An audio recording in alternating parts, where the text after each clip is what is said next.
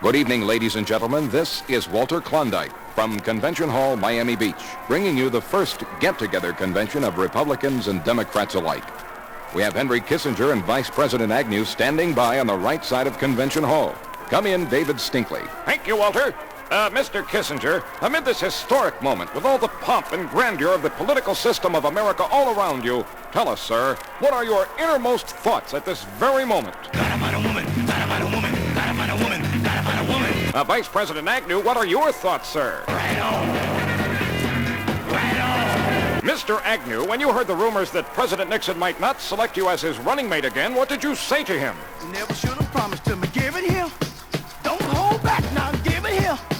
Don't say nothing. Just give it here. Come on. Mr. Agnew, if you were in Senator McGovern's place, who would you have chosen as a running mate? Bertha. Bertha who? Bertha Butt. Who's she, sir? One of the Butt sisters. Do you agree, Mr. Kissinger? Gotta find a woman, gotta find a woman, gotta find a woman, gotta find a woman. Thank you, Henry Kissinger and Vice President Agnew. Back to you, Walter.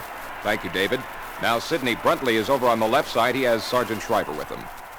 Sergeant Schreiber, what did you say to Senator McGovern when he finally asked you to be his running mate?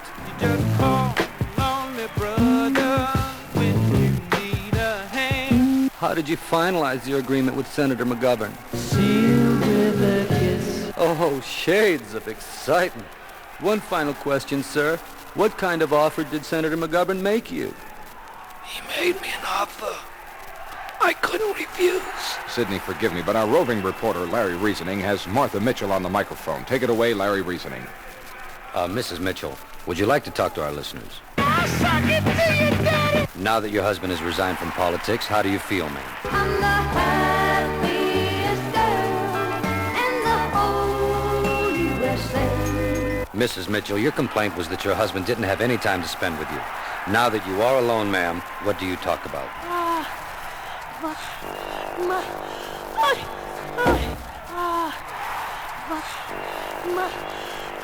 Well, I can understand that, Mrs. Mitchell. Now back to you, Walter. Sidney Bruntley is on the left side of the floor with Mr. and Mrs. Eagleton and Senator McGovern.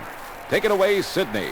Thank you, Walter. Senator McGovern, how did you feel when you and Senator Eagleton first separated, sir? Alone again, naturally. Oh, yes. What did you do then? Called the doctor, woke him up. And what did your physician advise? Put the lime in the coconut and call me in the morning. Everyone was turning you down, sir. If Sergeant Schreiber had also refused, who would you have turned to then? A horse with no name. Oh, I love horses. Now, Senator Eagleton, how does one feel in the morning when his world has been shattered, sir? Well, you wake up in the morning and your hands are shaking and your nerves are all uptight. Well then, Senator, why didn't you resign immediately? Am I wrong for trying to hold on to the best thing I ever had? Yes.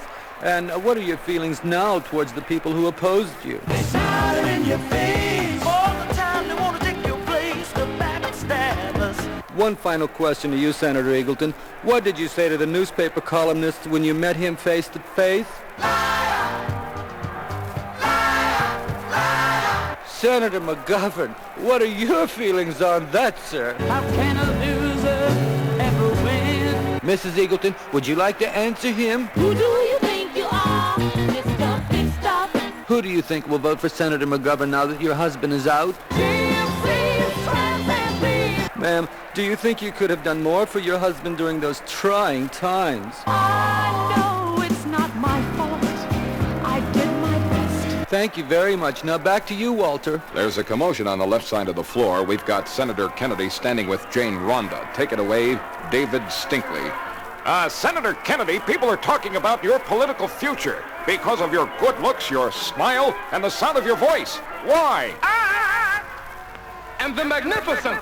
If you decide to run for president in 76, who will be your campaign manager? The Candyman. Miss Rhonda, just one question, please. What do you think of President Nixon? I don't know how to love you. Thank you, Miss Rhonda. Mr. Kissinger, what are you doing all the way over here on this side of the hall? Gotta find a woman, gotta find a woman, gotta find a woman, gotta find a woman. That's it from here, Walter. Thank you, David. Thank you, Sidney. Thank you, Larry.